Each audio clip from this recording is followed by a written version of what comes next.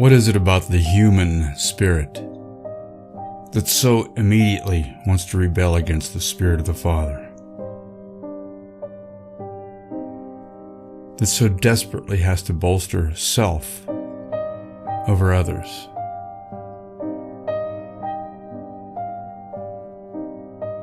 What is it about man's spirit that causes it to want to naturally just kick back against the loving kindness of the instruction of the Father? Throughout the years in my growing this ministry, there have been a lot of people that have come and gone.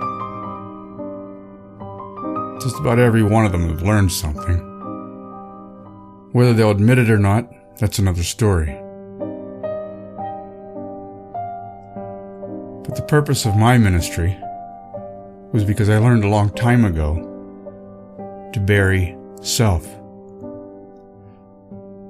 so that a newness of life could be created in me that embraced, admired, respected, and revered the God that gave me this breath of life to begin with.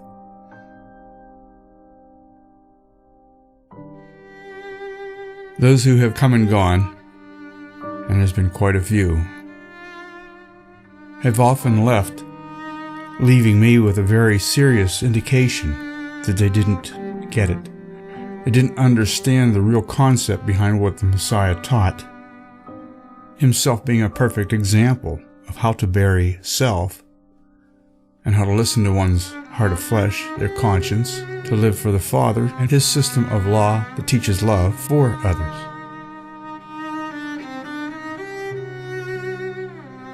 And although this ministry has never asked a dime of anybody, and has never asked a single soul to do anything that wasn't called to be done by the Bible itself, such as the Great Commission, to go yet unto all the world, preaching the gospel, the good news of the kingdom, the government of the Father.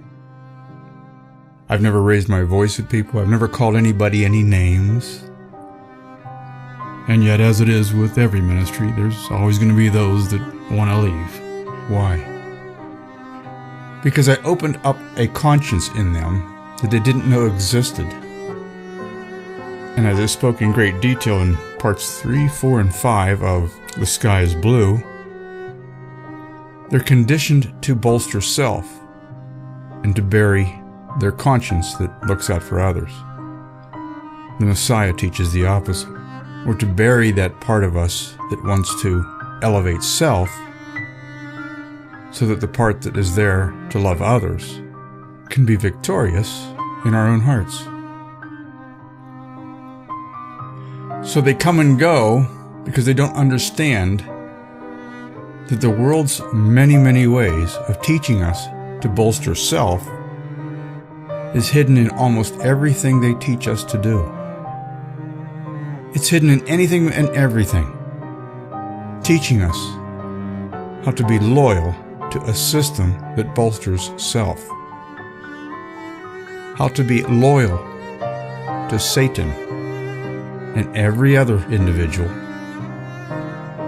who also worship Satan and bolster self.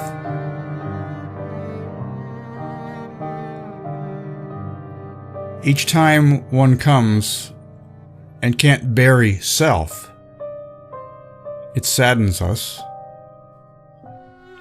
and causes me to go into a pretty serious pity for them, actually.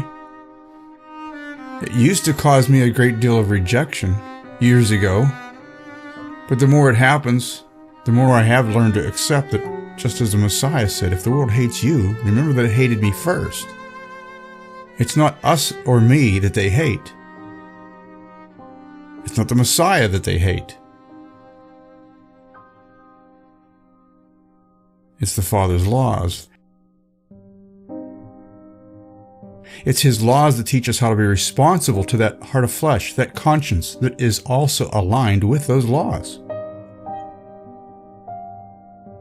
So all of those who come and go don't understand that the discipline is to teach us how to bury self to love others. Those folks will often leave here very disappointed that they didn't feel like they fit in.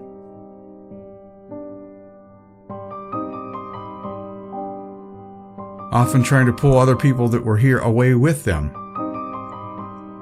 which is the same thing the natural man would do. But every time one of them leaves,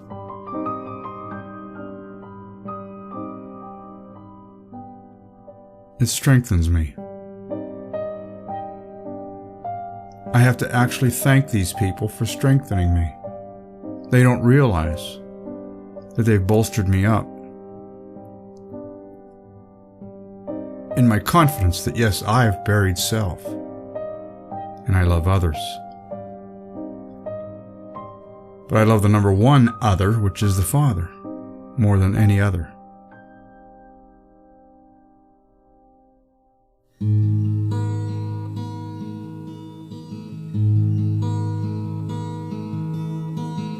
Every time they leave, and I remember that the Messiah said, if they hate you, remember that they hated me first.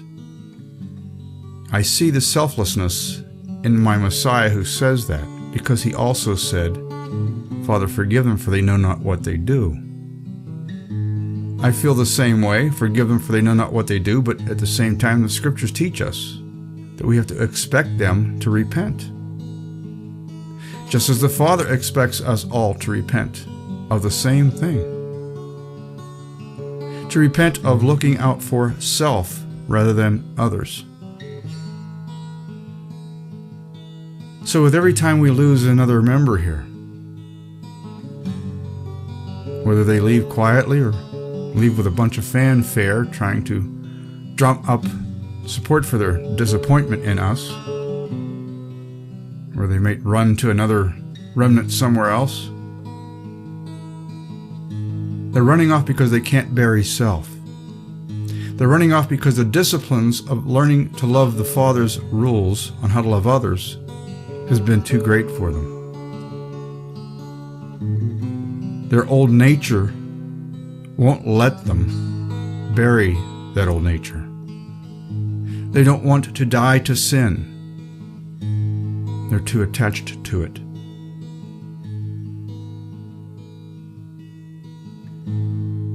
It therefore is their God.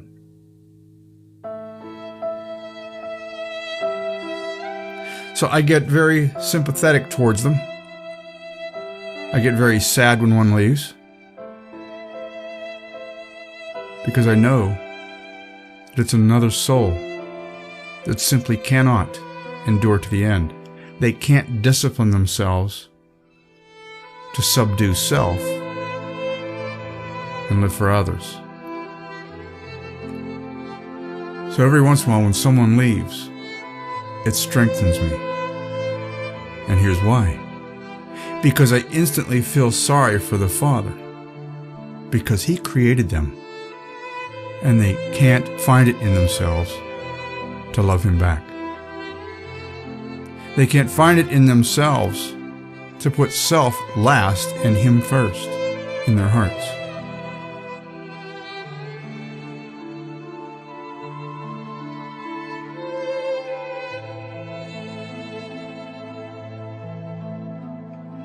They can't find it in themselves to put their efforts of self behind them. They can't bury the old nature and embrace the nature that the Messiah taught us and love others. Which I then realize, through my own experience, if it hurts me, and it hurts because I've done nothing but try to show them the love I feel in my heart, then how does the Father feel?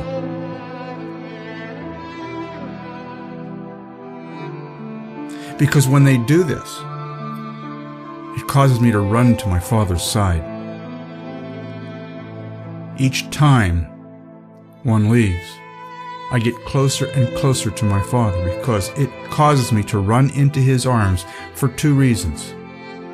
Number one, and probably the more honest one, is because I really need His comfort myself. But at the same time, He is a jealous God. I know He needs my comfort as well. because he does have a heart. And I've learned that jealousy issue in many ways over my lifetime, but especially around 30 years ago with my divorce.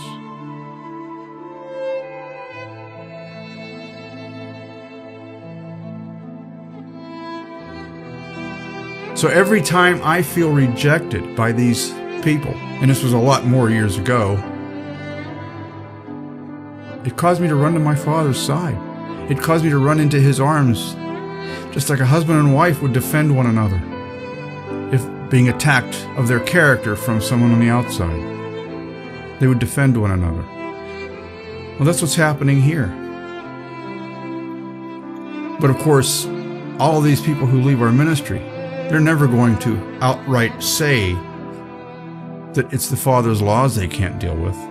They're going to say it's the preacher who delivers the information with too much seriousness. How's that? Well, the Father didn't write these laws saying, well, this isn't serious, it's just in case you'd like to follow it. No, he says he commanded these things. They're commandments. A commandment without a punishment is not a commandment, it's not a law. A law without a punishment or a judgment is then only a suggestion. And the Bible does not call them the 10 suggestions. They're called the 10 commandments. So when someone leaves this ministry,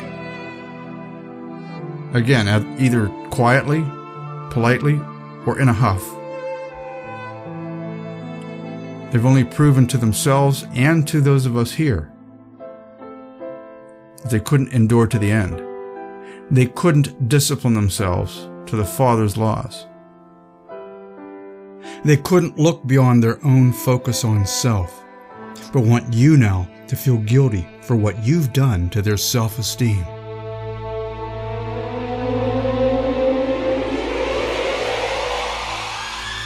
They couldn't simply take stock of the whole purpose of a preacher's job when he truly loves his flock.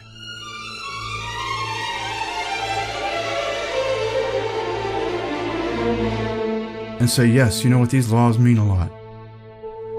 These laws do teach us how to love one another.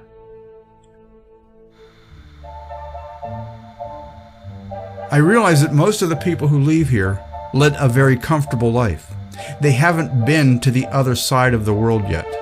They haven't been persecuted. Most of them have never been without a home. Most of them have always had what they needed. And of course, provided by the Father.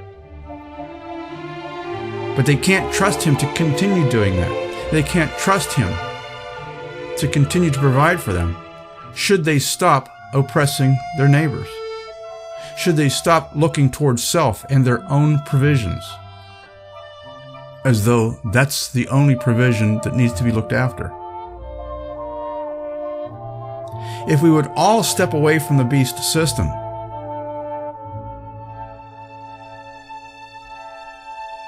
the beast itself would no longer have sustenance to survive, and it would eventually die away. The only way this beast survives is because through our selfishness, through our agreements and our marks to that beast, our signatures, our baptisms to that beast, our names on those public documents, that's the baptism that Satan needs. Through those things, that beast grows.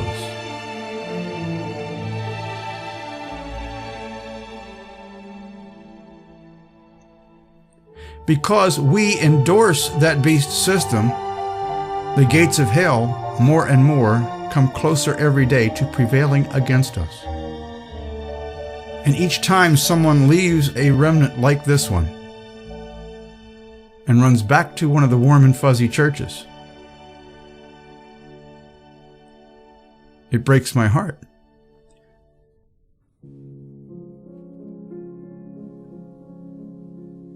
Because they're leaving their conscience behind to strengthen self. They're leaving their God behind, who gave them the breath of life to learn to love others, to follow the rules of the world that bolster self. And all of these rules and reasons that bolster self are bolstering Satan and strengthening this world that the Messiah said is not his kingdom.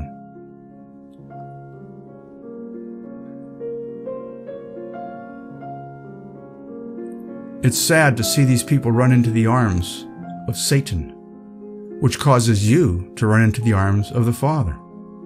So as this world gets more and more polarized, as it must happen, it must come, this is the time known as the Great Valley of Decision, where everybody wants to be in a neutral zone, but the neutral zone is becoming harder and harder to stay in, where people don't realize it, but they are choosing sides. They can either follow self, their old nature that Satan has provided for them and has nurtured inside them, or they can follow their conscience, which is their heart of flesh that the Father has given them. A heart of flesh that loves the Father's laws on how to love one another will embrace the differences they see in other people that comes of the perfect law of liberty. Will look beyond the little insignifica in the other men and women that they know and look to the overall purpose. Are we sticking together like a husband and wife who's being attacked by someone on the outside?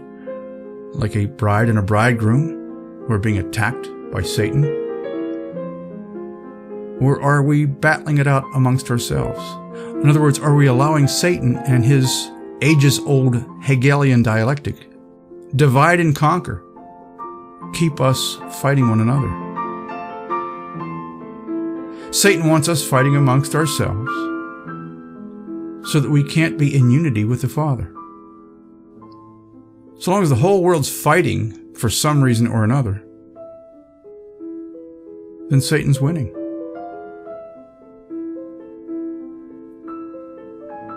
Now, we can't just resolve our differences through something like the Roman Catholic ecumenism. You can't just forget your differences and become one. You have to resolve your differences according to the Father's instructions, his restrictive instructions and his instructive instructions both. Not just one or the other, both. And I've talked about that recently in a lot of studies too.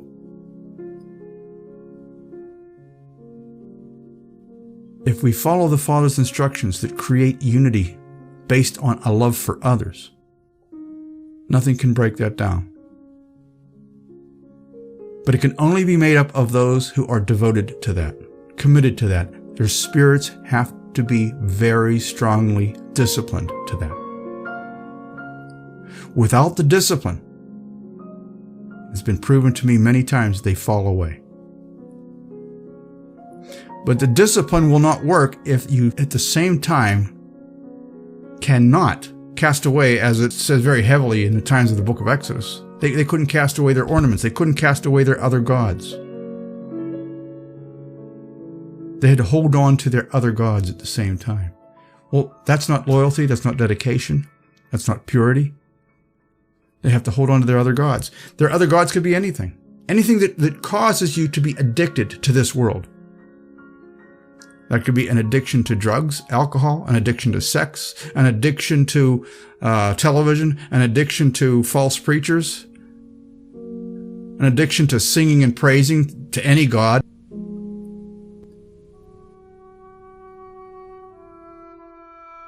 There are a lot of people out there that are just addicted to self in one way, shape, or another, and they can't break free of that. So eventually, they will all agree to put away their differences and join up in unity themselves, each one of them ignoring everyone else's slight innuendos that they don't care for particularly. But they'll ignore everybody else's slight innuendos that go also against their conscience, bolstering self, because they're all in consensus to bolster self.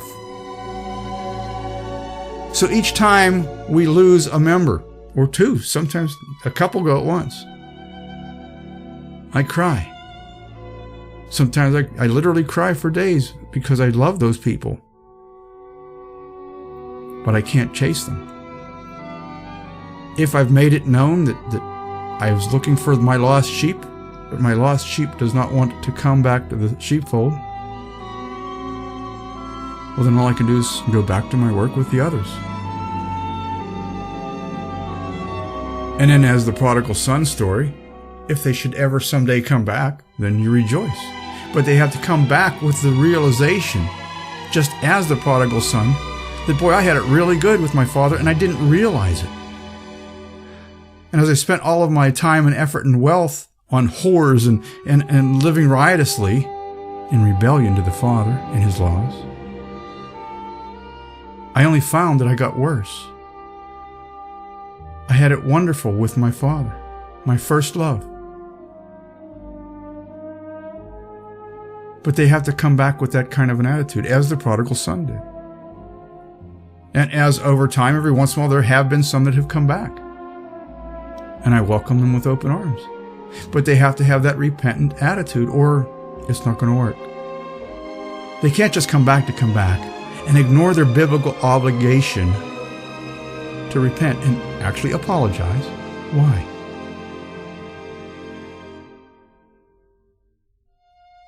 Because then it gives the rest of the people in that remnant the impression that it's not a serious group anymore,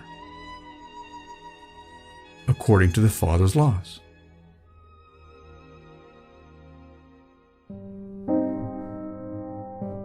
The Father said, if they repent, forgive them. You see, when they leave, a lot of them will make accusations that they can't base any biblical foundation on. I'm too serious. I'm a fanatic. I'm a legalist. I've heard this from quite a few over the years. You're mean. You're cruel. You're a bully. This is coming from people who obey hundreds of thousands of laws of the other side. But if I'm following just a few laws in the Bible that teach us how to love one another, I'm a legalist. I'm a bully. I'm a really cruel man. And not just me. Some of the other people in our group as well are looked at that way as well, because they won't compromise along with them. So each time they leave, or even if they don't leave and they're just causing division because they haven't been fully converted yet, it causes me and my heart to fall apart, and I run back to my Father in His arms. And again, not just for my own comfort, but lately it seems more so to comfort my Father. He wouldn't have created us for fellowship if He Himself was not capable of being jealous and Himself having a broken heart.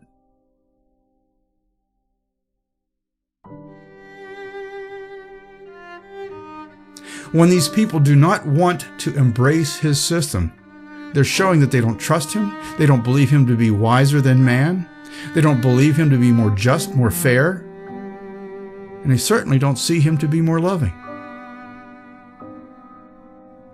As the creator of that individual, it would be a lot harder, I would think, for someone to accept such rejection. And in such a circumstance, I have to stand with my Father, because He's done them no wrong. And as the Messiah Himself said, if you hurt one of these little ones, you've hurt me. So whether they're rebelling against the preacher or the laws itself, so long as the preacher was following the Scriptures and can't be found with any error within his lectures or his teachings, then these people are very clearly rejecting the Father and that law system. Not the preacher, not the ministry. They couldn't endure to the end. They couldn't discipline themselves. They couldn't bury self. So over the years, I've learned to subdue my own feelings of being rejected, with more and more success each time, especially with those that I really love dearly, my own family and my very close friends.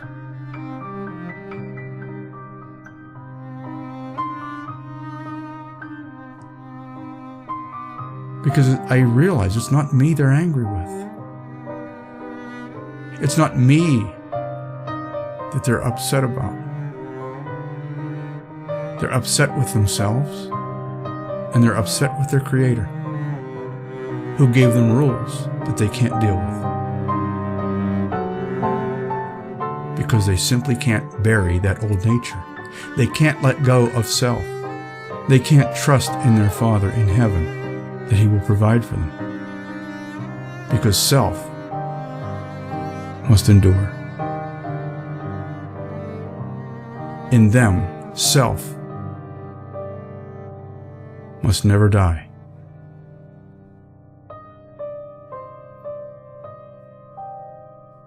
A lot of people will look at me and say, why don't you just compromise a little bit? Why don't you just back off on some of this serious teaching? Why do you keep pushing us to come out from among them? Well, as I've said in special messages before, why do I preach this come out from among them message so heavily? Why? Because it encompasses all sin. This isn't a wimpy remnant. This isn't a wimpy ministry. Because I love my Father with the whole of my heart, I teach an entirely complete gospel.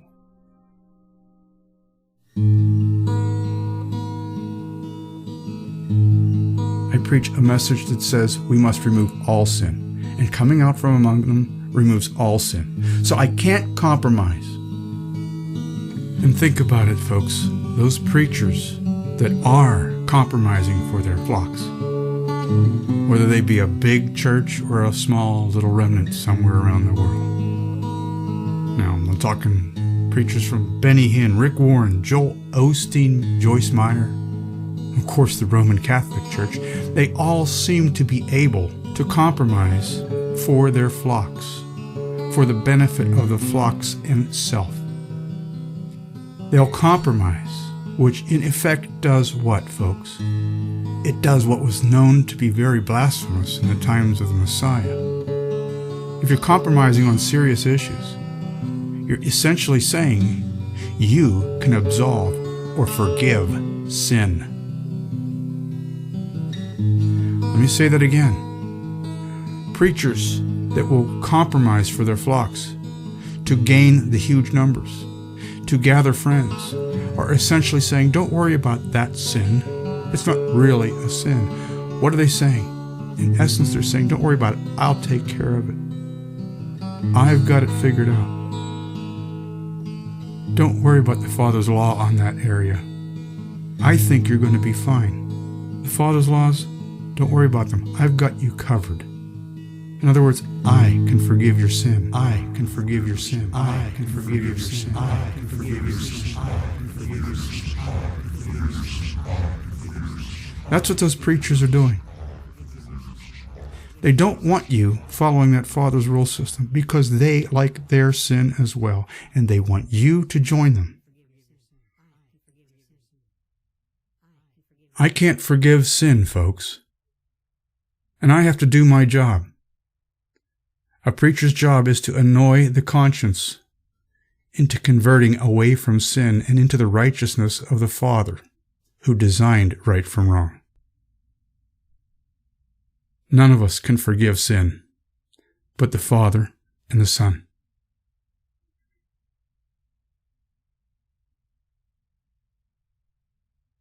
A pope can't absolve sin. A priest can't do it. T.D. Jakes can't do it. Creflo Dollar can't do it. Kenneth Copeland can't do it. James Dobson can't do it. John MacArthur can't do it. None of these preachers that compromise with the Bible can absolve your sin, can forgive your sin. Yet they've got many, many people, billions of people combined around the world believing that they can. My Father says He's not going to accept compromisers. The lukewarm are going to be spewed out. I have to do my job, folks. My job is not to be able to compromise on sin, but to preach against it.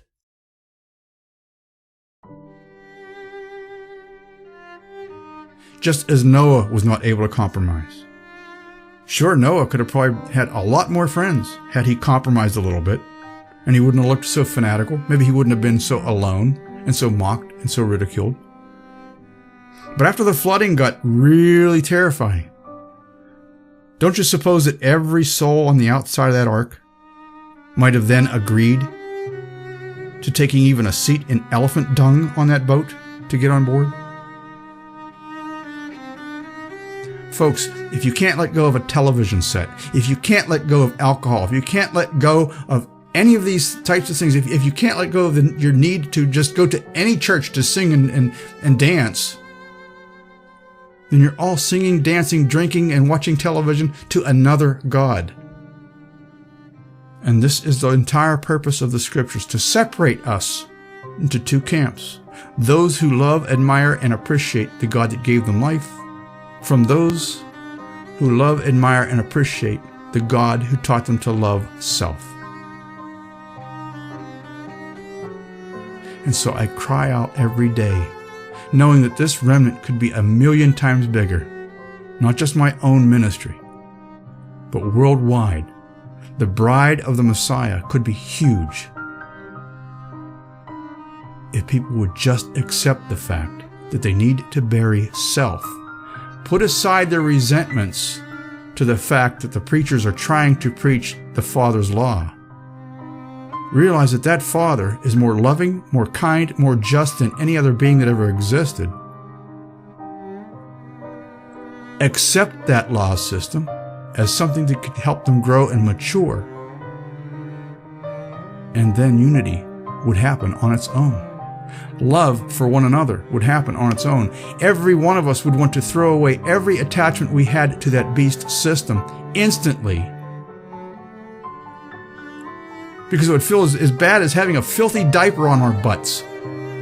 We would want as far away from our sin as east is from west, because we would realize how evil it is to want to be attached to a beast that so seriously defiles the Father and His purity that teaches us how to love one another.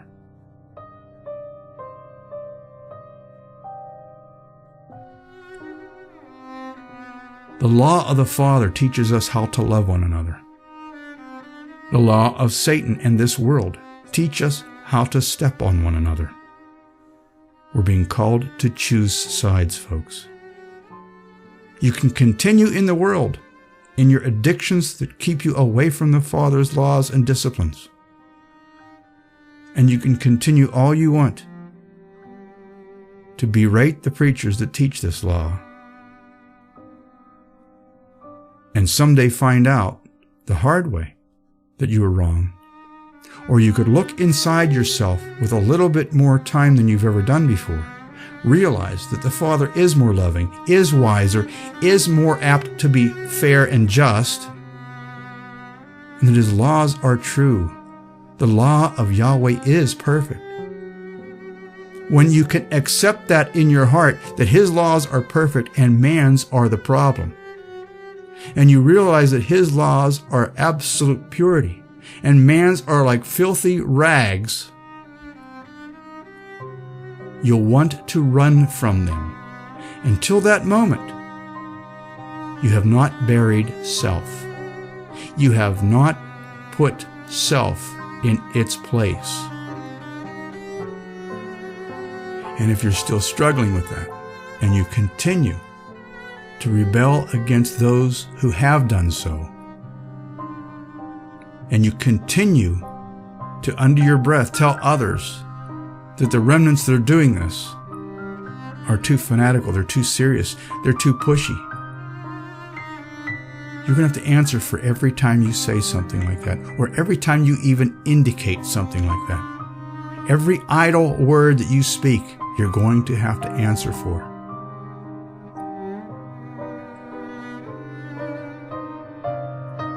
If you're truly seeking the truth, you need to study to show yourself approved. And there's a lot to study today. If you're not willing to do your own research, if you're not willing to turn off your television set to actually study what's going on, because you're afraid that you might find you've been wrong, well, let me tell you, I'd rather find out I'm wrong now than on Judgment Day. did that myself many years ago. Which is why this ministry is so serious about the Father's truth and His purity. Because we're never going to stop perfecting holiness in the fear of Yahweh. You can join us, or you can forever put us down. And I mean forever. You can gripe about us for all eternity if you're not found joined to the Father's system of love.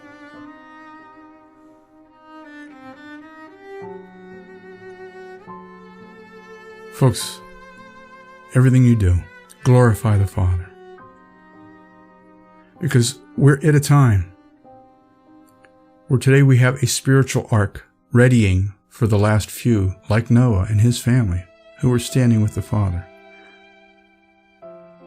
In the beginning, the Father walked with Adam and Eve in the garden. It says that they heard Him walking in the garden in the cool of the day.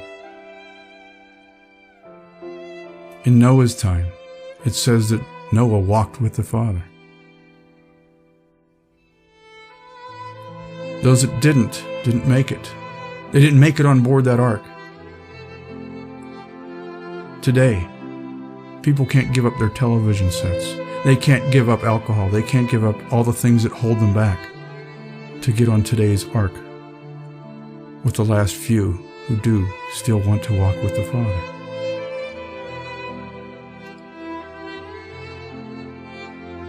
Folks, do as we're doing.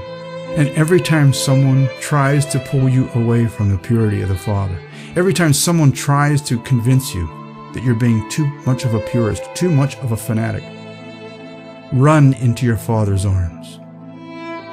Run into that purity. Run into the ark of safety and security that's being built around us now. Otherwise, Satan's going to take everyone else away.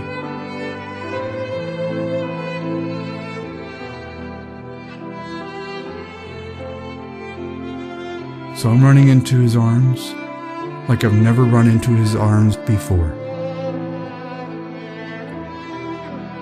His arms of love and His ark of security. They're my fortress, folks. That's where my strength comes from. That's where my livelihood comes from. And that's where my respect and reverence, therefore, completely goes. In the meantime, I'm going to see to it that this ministry continues to perfect holiness in the fear of Yahweh. Because I'd never, ever want my Father to feel that I've done anything to reject Him or to cause anyone else to reject Him for the rest of my life. He's going to wipe away our tears, folks. He's going to wipe away all the things that we don't want. None of those things are going to come into our minds anymore. He's going to wipe away memories. If you can stay away from your addictions now, He'll wipe away your memory of those addictions when the resurrection comes. You won't have the addictions. Corruption shall put on incorruption. Mortality shall put on immortality.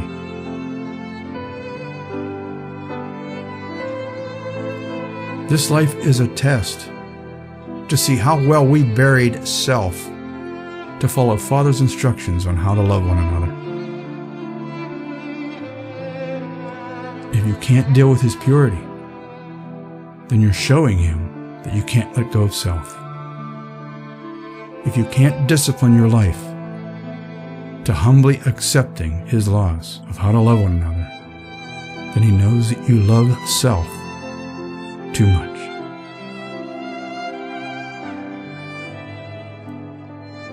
And brethren, let me reassure you, so long as I'm still around to make sure of it, this ministry is going to go by the book. Because that wonderful, amazing book teaches us how to love one another the right way, His way.